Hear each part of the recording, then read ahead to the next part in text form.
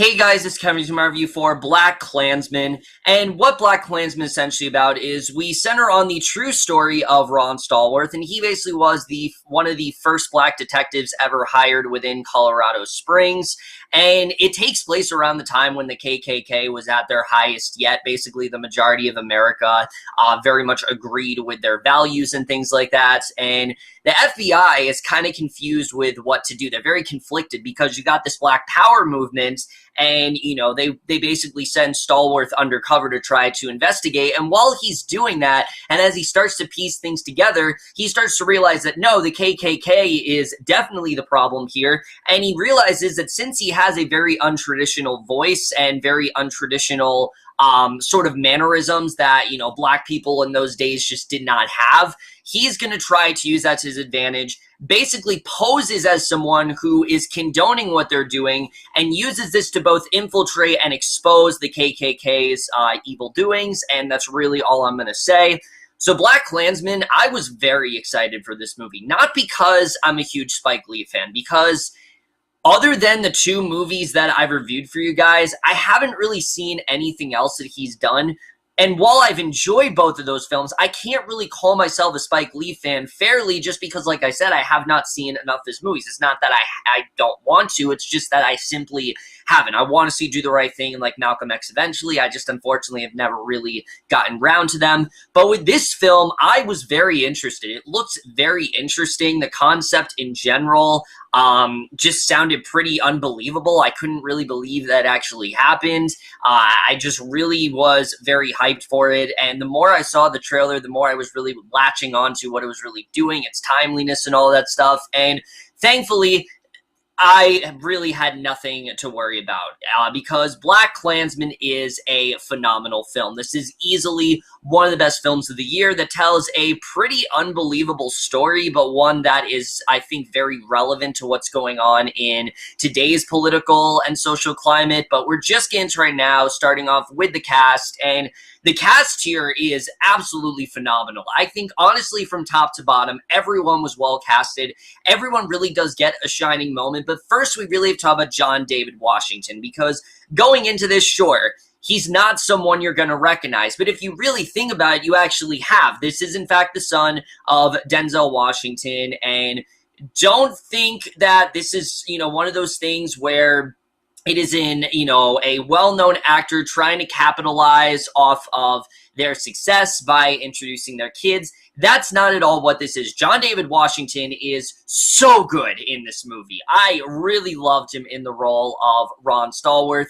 Not only did I really love his very sort of sarcastic wit, but you also see his drive to do this, you know, how angry this really does make him, even though he's not involved in the Black Power movement, and even though he is, for the most part, aligning himself with people who aren't of his race and don't necessarily support his values, he really wants to get this done. He wants to lead this, you know, he doesn't want this to go unnoticed anymore, and I really did love seeing that, and he really did shine in some of the more dramatic moments of the film. He's not, you know, Stallworth is not really someone that's respected a lot, and I really just loved what he did in this film. After this movie, like I said, I never really heard of him, but I'm definitely going to be on the lookout for him after this film because he really was phenomenal here, and I think he did a really great job for sure. But easily, I think the standout in this movie is Adam Driver as Flip Zimmerman, who I absolutely loved in this film. I mean, Driver's really has been making a name for himself lately with things like, of course, as Kylo Ren, him being in Silence, which I still need to see, but I heard he was phenomenal on that. And here, what I really loved about this character is that, sure, he is someone that is white, but you see, and sure, he is someone that is kind of helping out Stallworth, but he's kind of just doing it because he's kind of forced to. He's very conflicted about it at first, but what's really great about him as a character is he probably does have the most satisfying arc where he ends up going as a character, which we'll get into with the writing and things like that, but I really loved him in this role, and the differences between these two, you know, obviously there's a lot of differences. difference there, but there's a lot of similarities as well. I really love getting into who Zimmerman was. This is someone who is in fact Jewish, and as we know, that's something that the KKK were very adamantly against. They did everything they can to, try to, they supported like the Holocaust and things like that. And you see Driver as someone who he is in fact Jewish, and he hasn't really ever thought about it that much. He just simply has been. But you see as the film goes on, this does start to affect him. And he, similar to Stallworth, really wants to get this done. And you see his he's again, you see how adamant he is to get this done more and more throughout the film. And I really loved where they end up going with his character. I thought he was phenomenal in this film, and I genuinely do think he should be nominated for Best Supporting Actor for sure. He was fantastic here.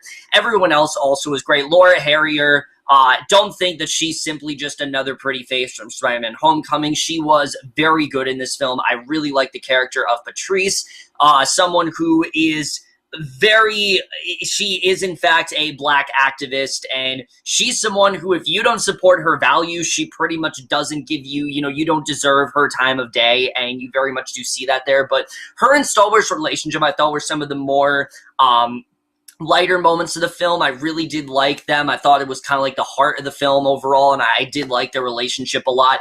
Topher Grace in this movie is so good here. I mean, a lot of people have been worried, since Spider-Man 3. And I've said for the longest time that this is just a guy who I think, he's only going to get one good role, and that's Eric Foreman. And after this film, I have vastly underestimated this dude. So good in this film. I loved him as David Duke. He had everything down pat.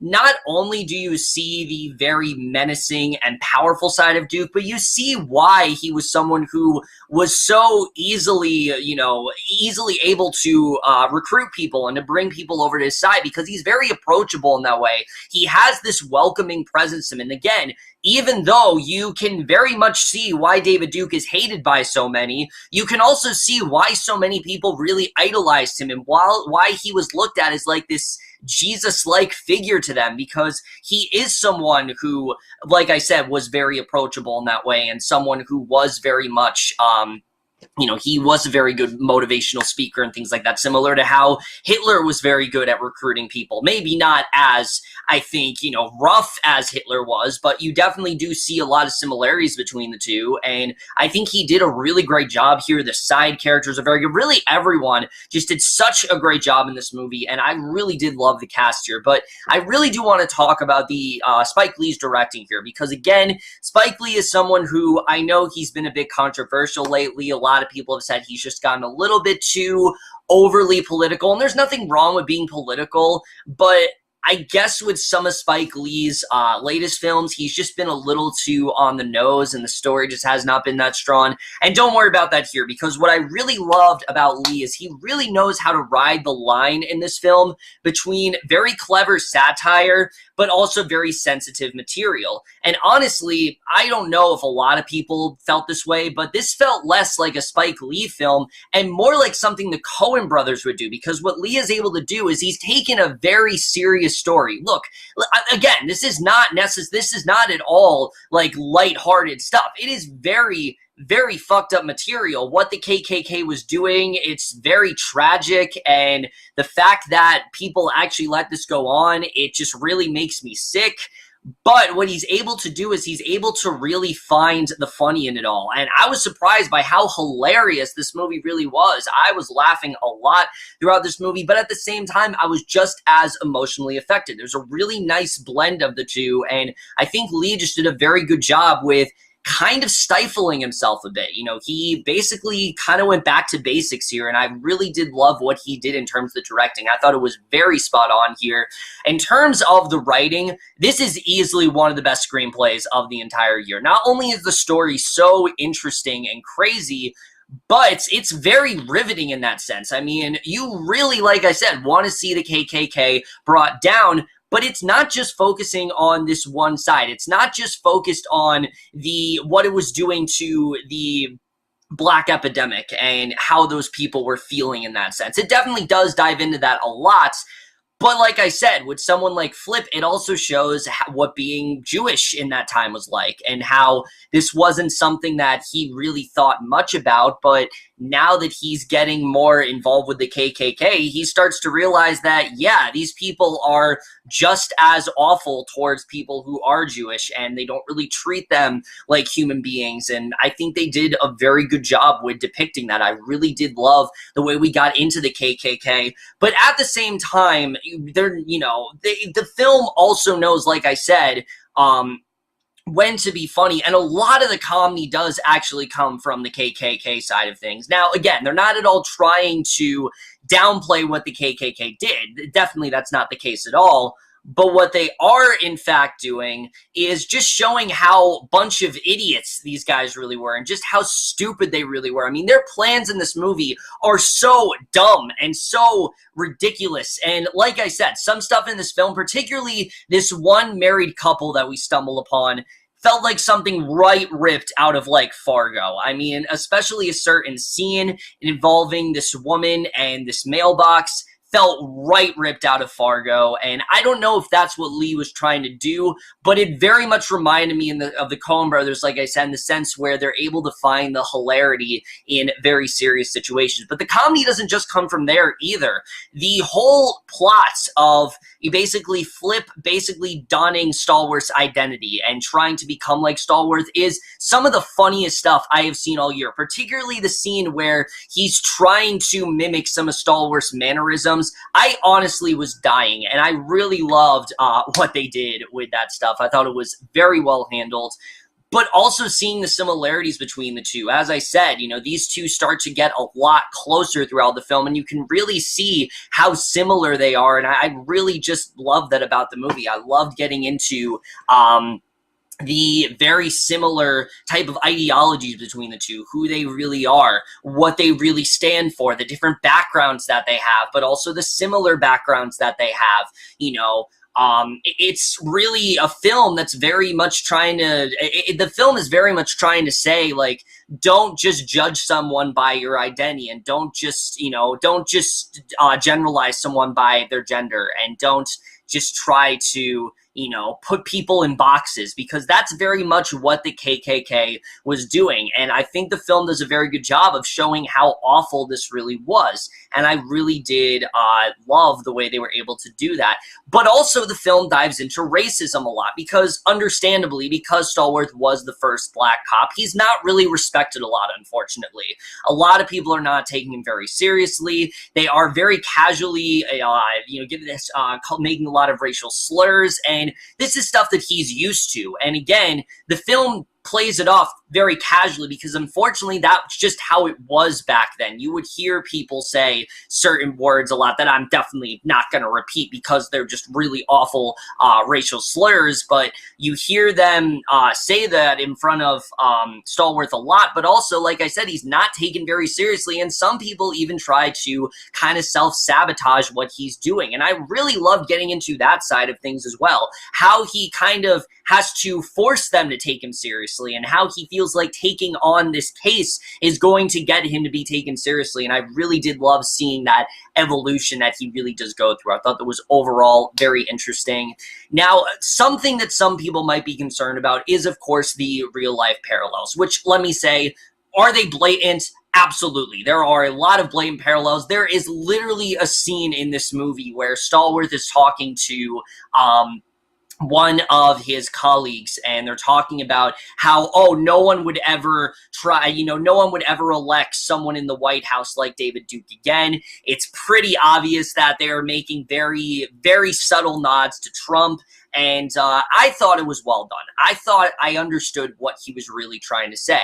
And it's one of those things where even if you don't necessarily support the type of values that Lee has, you can understand where he's really coming from. There really are a lot of similarities between the two, and I think they did dive into that actually really well. I really love getting into the similarities there, and again, they don't really bang you over the head with them, and I thought they told a very good story there. It's a story that does need to be told, and especially when you realize why the story has taken so long to really come out and for people to find out about it, it's really devastating. The work that these guys did it's kind of been understated, and I really loved the way the film is shedding light on that. I think it's very important overall, and I really loved it.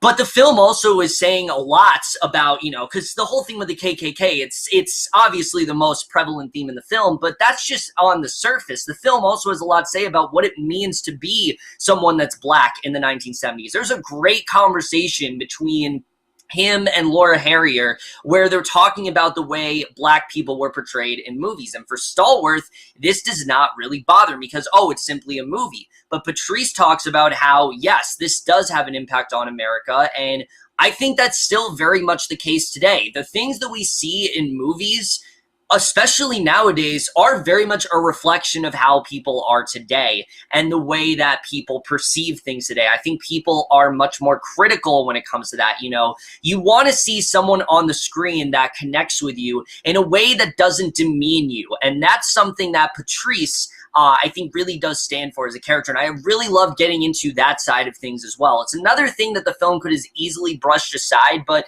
they really do dive into everything. And I really did love that. But like I said, for everything they take seriously, there's a lot of really silly humor here as well. I mean, there's a whole sequence where the KKK is watching the film The Birth of a Nation, and they're like howling with laughter, and they're like screaming at, they're rooting for the white people to save the day, and they want to take down these horrible, black people who are invading their culture or whatever. And as ridiculous and as over the top as it is, the way the film portrays it, I don't think is too far off from what actually happened. I think something like this probably would have actually happened back then, and I think that would have been a very natural way for people to react, particularly what we end up seeing at the end of this movie. It felt like, yeah, that's probably not too far off from how people would react. And again, I'm glad that Lee did not try to portray these people in a very serious manner because, yeah, what they were doing was pretty ridiculous. And the fact that they were following this guy, it is pretty laughable what they were really getting themselves into. And I think they do handle that quite well there. The cinematography also in this film is very well done. I really love the cinematography. They really give you this nice 1970s aesthetic, but there's also kind of like this blaxploitation thing they're going for. And again, that stems back to a conversation that Stallworth and Patrice have early on in the film, and I really did like that style as well. It never really felt too stylized. It very much, like I said, put you into that 1970s period very well, and I really did love it. The score here, this is easily one of my favorite scores of the year, particularly this one scene involving this bomb towards the end of the film in the third act. Easily one of the most riveting things I've seen all year. I honestly was at the edge of my seat, white-knuckled, not knowing what was going to happen, and once it was over, it was just such a sigh of relief. I don't want to spoil what goes down, but be on the lookout for that scene, guys, because it is easily, like I said, one of the most intense things I've seen all year, and the score really does heighten that. The score that plays throughout this movie I really loved. It's this really cool kind of like rock score that I really was not expecting, but I really love for this movie. I honestly can't stop humming it and getting it out of my head, and I can't wait for the soundtrack to drop for this movie because I really did love the score here a lot. The editing to this film is very well paced for the most part, and that's really where we get into my one flaw with this movie, and that is, while I do think the film does do a good job with some of its real-life parallels, sometimes it does beat you over the head a couple times, particularly in the last 10 minutes of this movie. They show you some real-life footage of what's actually going on today, and while I do think this stuff is important, and I get what Lee was trying to say, it just felt a little too on the nose, and it didn't really feel like he was treating us with respect. A lot of the film, it felt like they're treating you in a very respectful way, but this kind of felt like it was dumbing it down for you a bit, and I don't really think they need to do that. They honestly could have shaved off about 5 minutes, and I'm not saying all of it you could have cut out, because some of it is very important, but it keeps going. It goes on for, I want to say, like 10 minutes. And after all, I was like, all right, I get the point there. I get what you're trying to say. Can we wrap this up, please? And they focus on some things that just didn't really have any relevance in the film whatsoever. And like I said, I think you honestly could have shaved off about 5 minutes of it, and you still would have gotten the same thing across.